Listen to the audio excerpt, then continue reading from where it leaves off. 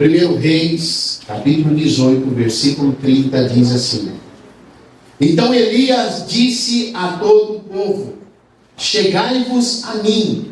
E todo o povo se chegou a ele, e restaurou o altar do Senhor que estava quebrado. Pode tomar assento. Todas as virtudes e qualidades de Deus são boas, mas existem algumas que nos alcançam de maneira muito especial, tá? E uma delas é o fato de Deus estar sempre pronto a nos dar uma nova oportunidade. Como é bom ter uma nova oportunidade dada por Deus na nossa vida. Essa nova oportunidade vai possibilitar que, diante de coisas que foram quebradas, destruídas, frustradas, diante do nosso fracasso, haja um agir restaurador, meu querido. Como é bom entender que certas coisas precisam ser restauradas. E não somente coisas, mas nós também. A restauração existe porque é uma necessidade humana. Há uma necessidade das coisas. Tudo que é matéria precisa de uma restauração. Algumas coisas têm um desgaste natural, irmãos. É a questão do tempo, é a questão do uso, e às vezes nem do uso, Sabe aquela camisa que você comprou, e você não quis usar muito, e você deixou guardado lá anos. Aí quando você vai usar ela, meu querido, ela não, ainda que você não tenha usado ela, mas ela já não é a mesma coisa. As fibras, a questão da estrutura, da matéria, se desgastou. Então existe o poder do desgaste natural, irmão. Mas existe o desgaste induzido. Algumas coisas e pessoas vão se desgastar mais porque sofrem influências. Algumas coisas vão sofrer influências de ambiente. Às vezes muda de ambiente. O clima traz um desgaste. Às vezes as enfermidades da nossa vida, a dor, a tristeza, a amargura, perdas, perseguições, frustrações, decepções. Pessoas que têm enfermidades, irmãos, sofrem um desgaste, irmãos. E tudo isso vai agir como um agente influenciador diretamente, sabe aonde? No nosso físico. Desgaste vem no físico. Mas não somente no físico, vem no emocional, na mente, Às vezes há um mau humor, É uma questão de desgaste. E principalmente na questão espiritual. Restaurar significa recuperar, restabelecer, pôr de novo em vigor, tornar a beleza original, fazer voltar, restituir poder. E restauração é uma ação do nosso Deus. O nosso Deus, ao longo da história, do relacionamento com seu povo, com seus filhos, ele agiu em algum momento na vida de pessoas, na vida do seu povo, para restaurar, para trazer e restabelecer a vivência, a posição que aquele povo tinha, que aquele homem, que aquela mulher tinha antigamente, mas foi perdida por um desgaste que ocorreu. Então Deus, ele vai agir, meu querido, para que a pessoa, o seu povo, a sua igreja, ou uma família possa voltar à posição, às bênçãos e promessas que foram perdidas com o desgaste.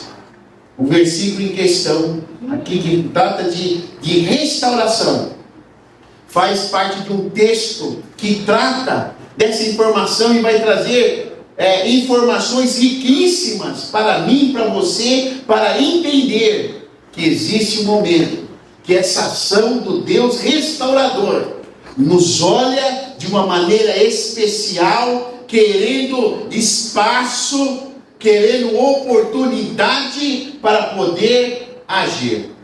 E se nós não entendermos isso, esse trabalhar de Deus, meu querido, nós simplesmente ficamos com as consequências do desgaste. nós temos a consequência do desgaste da nossa vida, as coisas começam a ficar chatas. As coisas já não começam a ser vistas como era antigamente. Aí as coisas parecem ser tediosas, cai na rotina, e aí eu falo assim, puxa vida, e a igreja agora para mim já está tão chata. Louvar a Deus, adorar, trabalhar, eu já não sinto mais tanta disposição para tudo isso.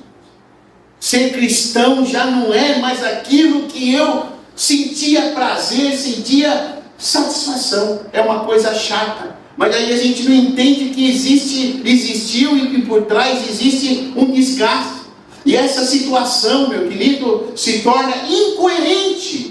Não é que o cristão vai viver feliz para sempre. Não é que o cristão vai ter só felicidade. Mas se a gente não entender que algo está acontecendo comigo, algo está acontecendo conosco, nós podemos entrar por esse caminho incoerente e não receber o agir de um Deus de graça, um Deus de bondade, um Deus de amor, um Deus que traz vida e vida abundante. Para nós, a vida cristã não é só prova, não é só tentação, não é só tristeza. Existe abundância, existe amor, existe cuidado do nosso Deus, meus queridos. Amém.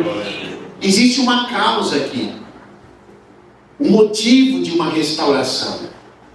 Tá? A restauração não acontece pelo acaso.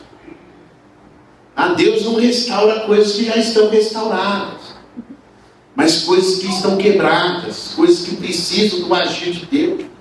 Existia uma causa, e essa causa estava trazendo uma consequência a Israel. 3 anos e meio já não chovia. 3 anos e meio, meus queridos, numa miséria, né? A terra não produzia, não tinha semente. Uma cabeça de jumento valia ouro naquela época. Matavam-se cavalos para comer, né? Havia muita tristeza, havia muita frustração. O povo estava vivendo uma tragédia e existia uma causa, mas também existia uma solução a caminho da parte de Deus. E nós precisamos entender isso para toda situação que causa frustração, que causa perda na nossa vida, meu querido. O Deus que está no controle de todas as coisas, Ele vê, né? Ele sabe que existe uma causa, mas existe uma solução.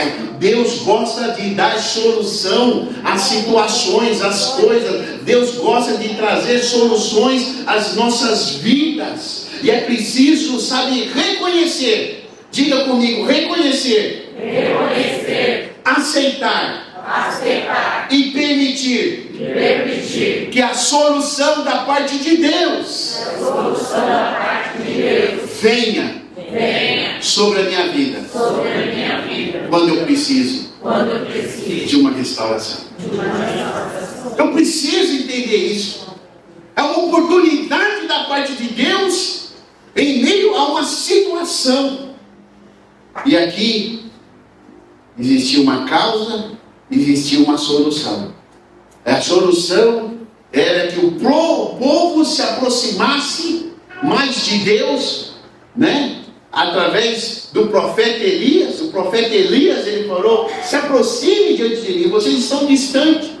Alguns versículos antes ele fala que o povo estava dividido entre 2 caminhos, cocheando entre 2 pensamentos.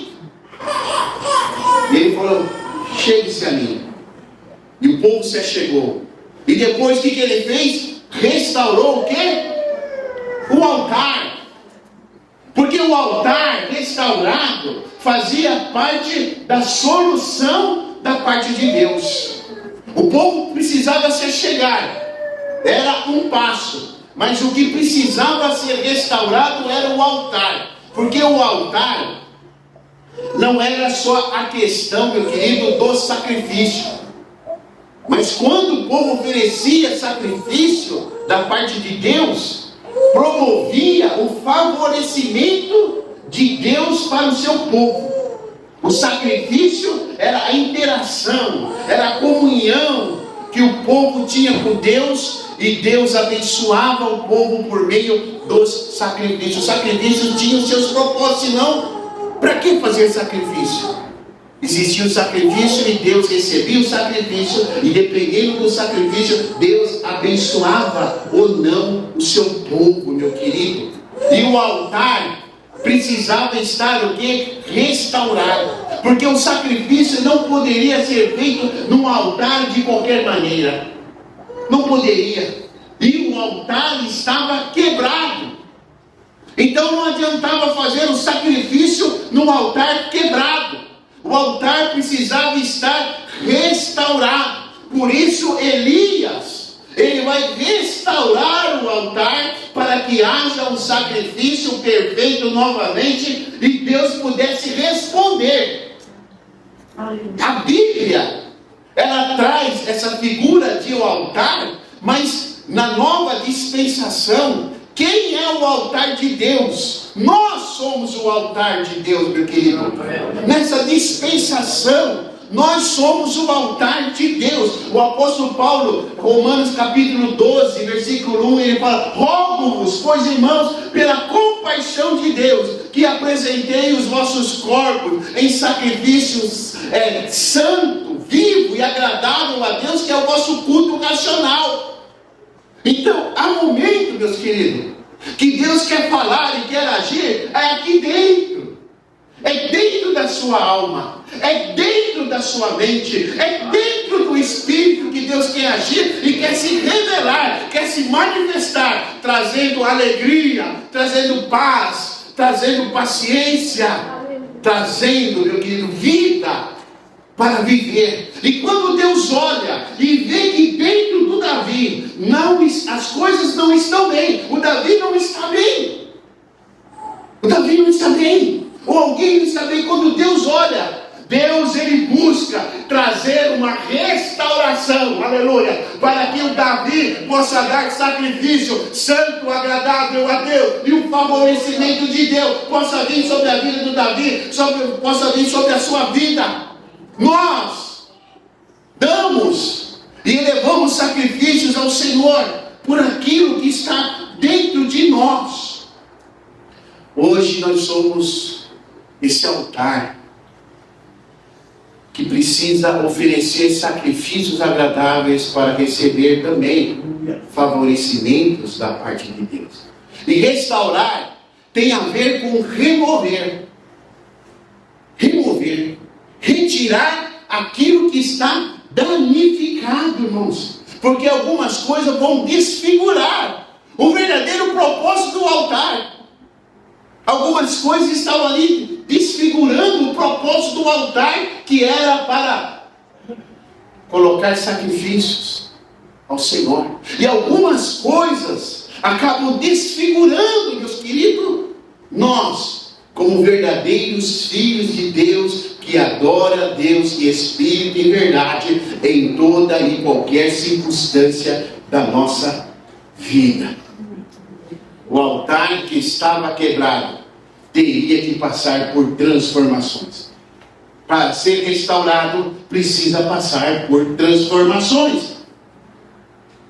O apóstolo Paulo fala assim também: não vos moldeis a esse mundo, mas transformai-vos pela renovação da vossa mente, para que experimenteis qual seja a boa, agradável e perfeita vontade de Deus. Meu querido, há momentos da nossa vida que nós não estamos experimentando a boa, agradável e perfeita vontade de Deus.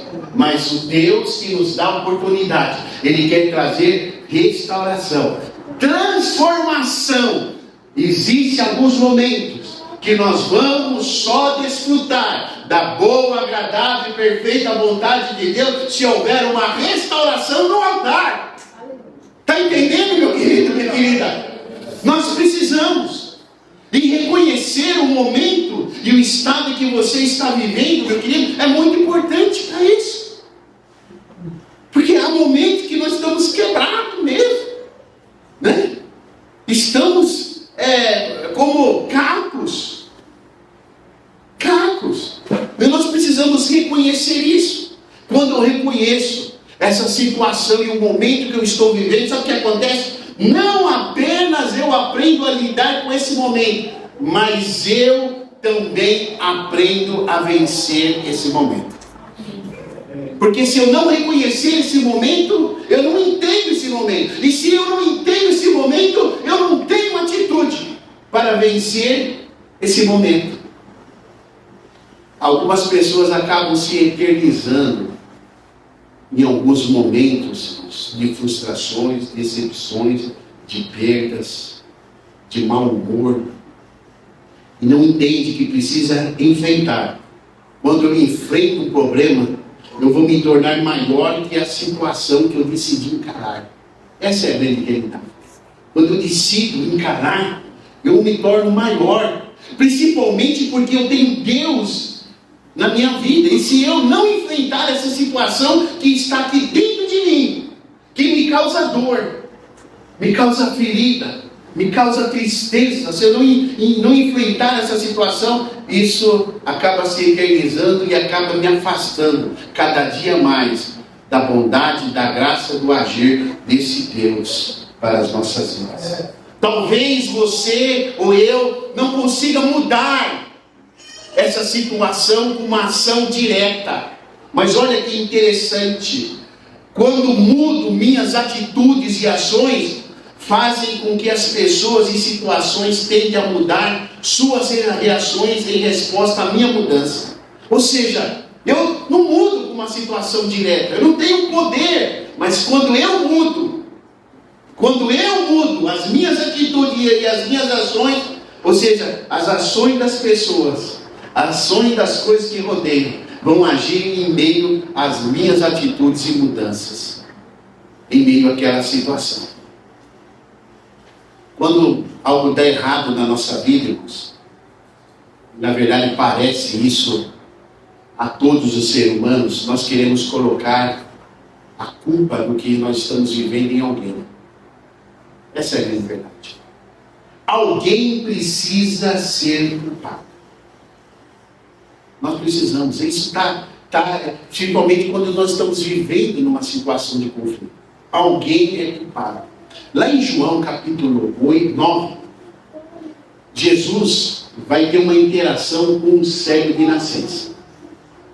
E aí os discípulos vão perguntar para Jesus: quem foi que pecou? De quem a culpa dele está cego?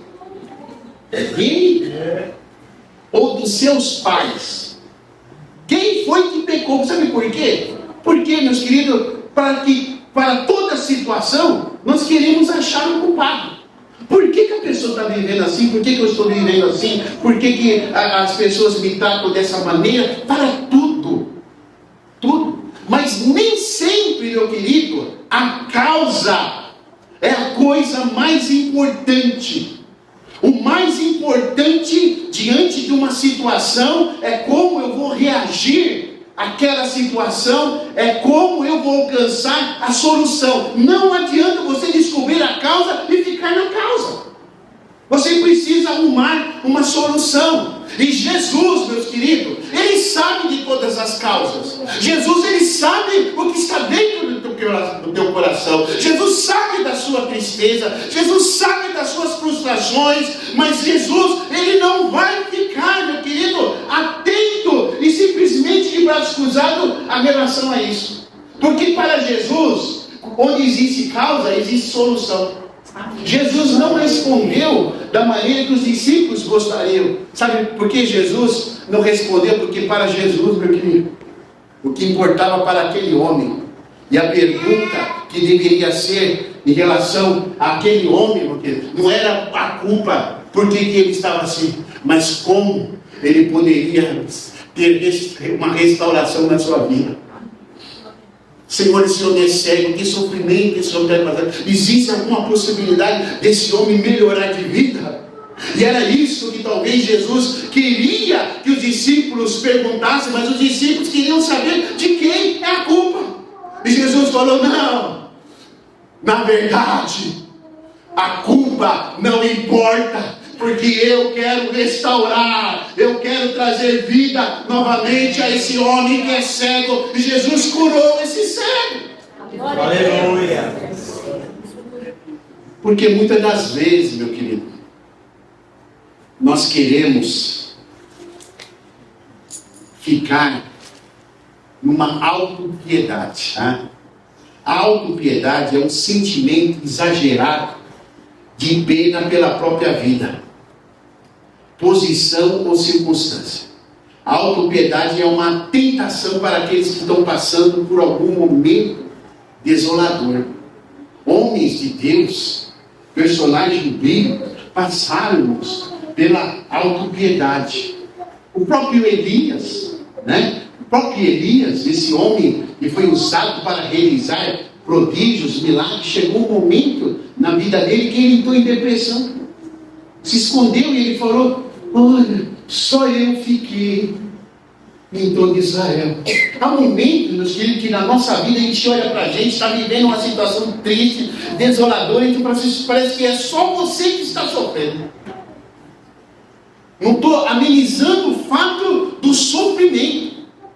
Sofrimento não é fácil, mas às vezes nós tomamos uma autopiedade para nós e falamos: nossa, só eu sofro, as coisas só dão errado para mim. E não é assim, meus queridos. Existem pessoas sofrendo ao nosso lado, e sofrimento faz parte da vida, e vai continuar fazendo parte da vida, mas o que nós precisamos em meio à autopiedade é entender, meus queridos, que nós não podemos dar uma mãozinha para a autopiedade. Se você der uma mãozinha para a autopiedade, ela vai querer teu braço. E se você dá o braço, ela vai querer tua mente. Se você dá tua mente, ela vai querer o corpo inteiro. E muitas pessoas na autopiedade entraram por um caminho de depressão, de enfermidades, de feridas que não vão cicatrizar. Feridas expostas. E feridas expostas, meu querido, vão trazer outras feridas maiores ainda, porque está aberta a ferida. Vai estar sujeito a outras bactérias, a outras enfermidades, meu querido. Minha irmã, meu irmão, entenda que existe uma solução para tudo isso. Aleluia. E essa solução está em exercitar o poder e escolha dada por Deus. Não fique apenas sentado no banco de reserva, se lastimando porque alguém está desfrutando, porque alguém está jogando. Você, sabe, tem condição de se preparar, de se levantar, aleluia, e participar desse jogo da vida. O jogo da vida não é fácil, não é fácil. Você tem essa condição de se levantar no Senhor, ao invés de você se ver como vítima de uma circunstância, se ver como alguém que pode influenciar essa circunstância para algo melhor, irmão. Seja vitorioso, porque você é filho, você é filha de Deus. Me responda, existe alguma coisa mais poderosa, mais importante do que ser filho e ser filha de Deus? Irmãos, não existe.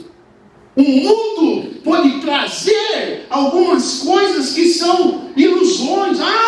O príncipe, princesa, ser rei, ser famoso. Meu querido, a Bíblia declara, Labaxaia, se existe alguma coisa importante, se existe alguma coisa que é poder, é ser filho, ser filha de Deus. Você é filho, você é filha de Deus, e você tem condição de se levantar em força, em ousadia do Senhor, para que essa situação venha a ser mudada. Labaxaia. Porque, meu querido, minha querida, quem se rasteja é minhoca. Minhoca que se rasteja para lá e para cá. Há momentos, irmãos, que a nossa vida parece que faz com que a gente se rasteje. Mas nessa manhã, se levante no poder, na autoridade de Deus. Deus é contigo e Deus quer voltar. Deus quer voltar a abençoar a sua vida. Deus quer voltar a trazer a alegria, a satisfação de ser filho, de ser filha dele. Mas você precisa ser o quê? Restaurado. Você precisa parar de culpar as pessoas, culpar pastor, culpar a igreja, culpar fulano, culpar parente, culpar... Não, irmãos. Porque quando eu entro por esse caminho, eu fico mais distante, mais longe de uma restauração da parte do Senhor. Você como filho, como filha, irmãos, entenda o poder da cruz sobre a sua vida. Porque quando Jesus morreu lá na cruz do Calvário, meu querido, minha querida, Ele levou sobre si os meus pecados. E não somente os pecados que me condenaram, mas Ele me levou sobre si os pecados do Davi de ontem. Ele leva os pecados de hoje e leva os pecados que ainda eu vou cometer. Talvez você nunca ouviu isso, mas essa é a verdade. Jesus morreu não somente pelos pecados que me considerava condenado antes dele entrar na minha vida, mas ele morreu para que quando eu tiver pecado, aleluia, eu posso em graça e misericórdia reconhecer que eu errei e de coração poder se aproximar diante dele e falar: Senhor, eu pequei, eu falhei, me perdoa, eu não quero fazer isso, eu não quero cometer isso. E essa graça vem sobre a minha vida novamente. Meu querido, não viva numa situação, sabe, a vida te tratou, quem sabe, de uma maneira que você não merecia. É assim a vida. Talvez você não esperava que as pessoas te tratassem dessa maneira, mas não permita que isso venha atrapalhar a um futuro abençoado, a um futuro de projetos na sua vida, no seu ministério, na sua família. Levante, crie força. Existe um Deus restaurador, existe um Deus que está pronto a trazer transformações na sua vida. Sabe por que você não foi criado para somente coisas pequenas? Existe algo maior do que viver em meio às frustrações e o fracasso da vida. Existem pessoas que são frustradas porque às vezes nem falam, mas olha para a família, para os filhos, para o relacionamento e fala: não era isso que eu queria para os meus filhos, não era isso que eu queria para o meu relacionamento, não era isso que eu queria para a minha vida financeira, não era isso que eu queria, para o meu ministério. Existe isso, meu querido. Mas eu quero falar 4 coisas importantes a respeito do fracasso, das nossas frustrações.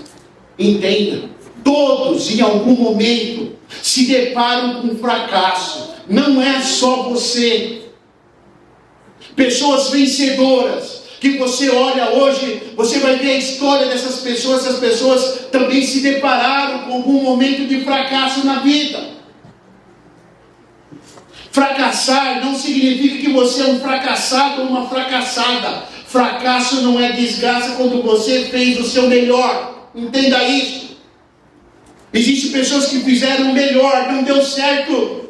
Não é o fracasso, você fez o melhor. Se a gente for levar por esse lado, o que nós diríamos de um Deus tão amoroso, tão bondoso, que colocou Adão ali no jardim do Éden, a Eva, para viver do melhor, e eles fracassaram? Deus fracassou? Não, Deus não fracassou e Deus não fracassa. É que pessoas tomam decisões e tomam decisões erradas, mas alguns acabam se entristecendo, trazendo culpa para si. Errar é humano.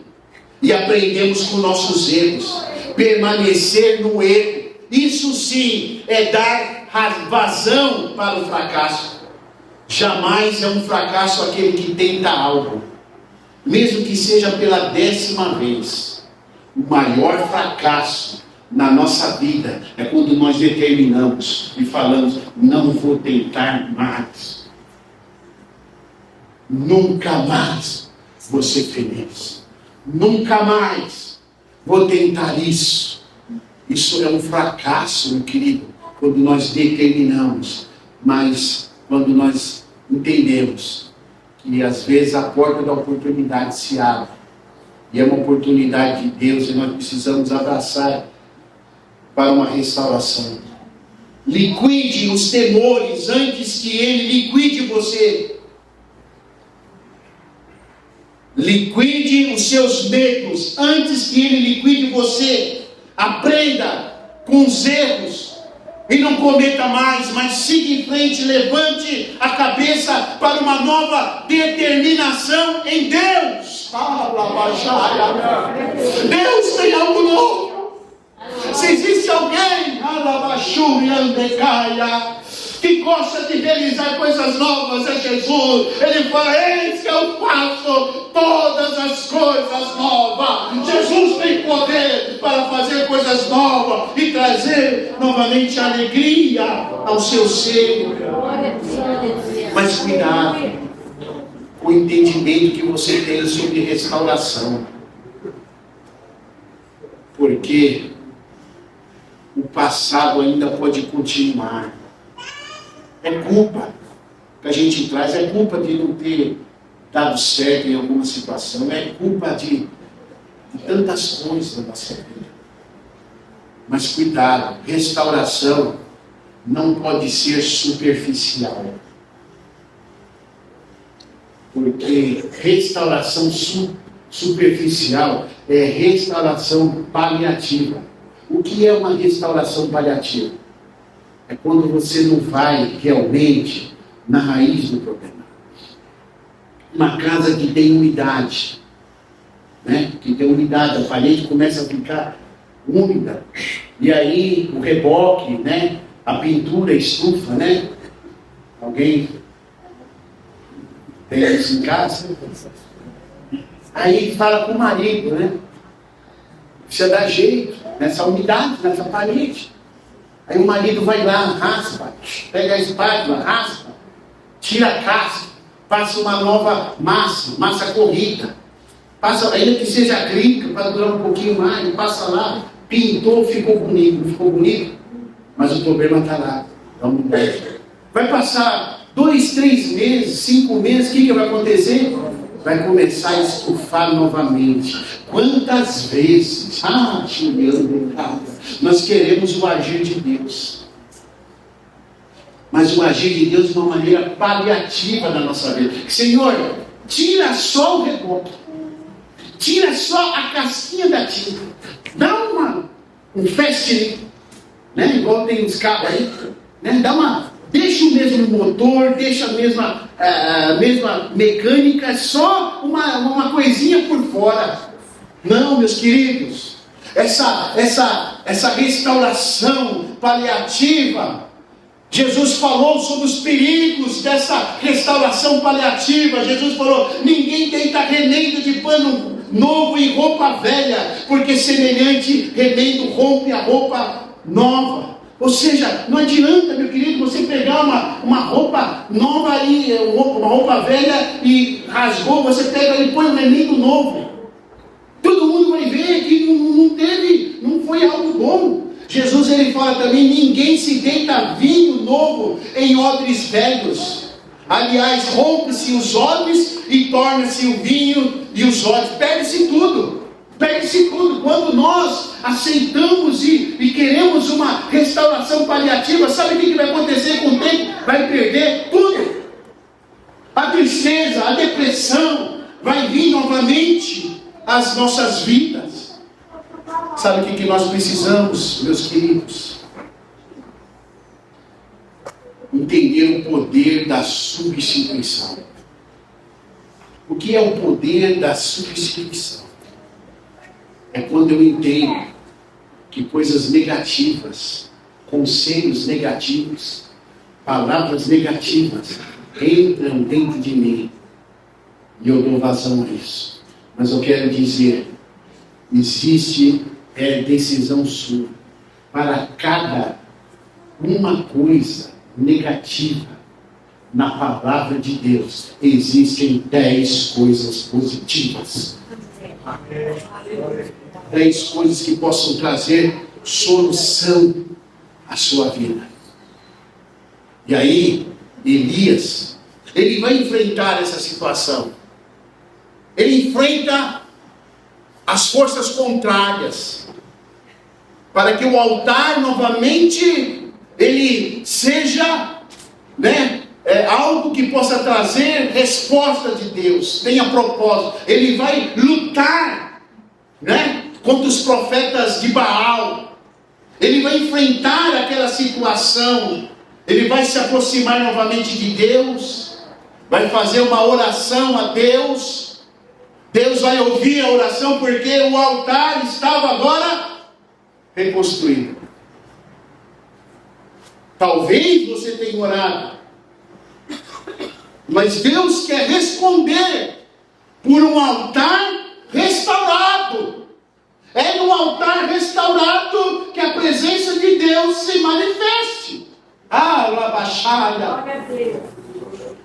Quando o altar estava restaurado, pode orar. Aleluia. Pode orar. Elias orou e o fogo desceu. Aleluia. Respondeu. Sabe o que aconteceu? A chuva voltou à terra. Aleluia. Às vezes nós estamos como uma terra seca. A chuva de Deus parece não descer mais sobre as nossas vidas. A presença de Deus parece não invadir mais o nosso ser. Estamos no automático. Amém? Pela fé. Não é fácil estar na presença de Deus quando não se está bem. Mas a questão não é só estar assim. A questão é que o Senhor, na qual nós estamos na presença, Ele sabe que nós estamos precisando de uma restauração em meio às culpas, às desculpas, às frustrações, às decepções que carregamos na nossa vida, que tem influenciou não somente o passado, mas tem influenciado o presente e está prejudicando o futuro nosso. Quando o altar estava restaurado, Elias orou, a chuva voltou. Israel voltou ao status, à posição de antigamente. E Deus começou a atuar, a abençoar. Fique em pé em nome do Senhor Jesus. Alabaxar.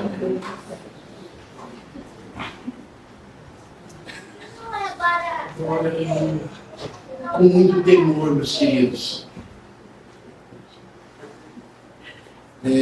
Não era para mim estar pregando. E aí, o prefeito Mateus falou: domingo vai ter que mudar. Isso foi na quinta-feira? Acho que foi na quinta, né? Foi na quinta-feira, né? Que eu falei: vamos fazer o seguinte, Mateus.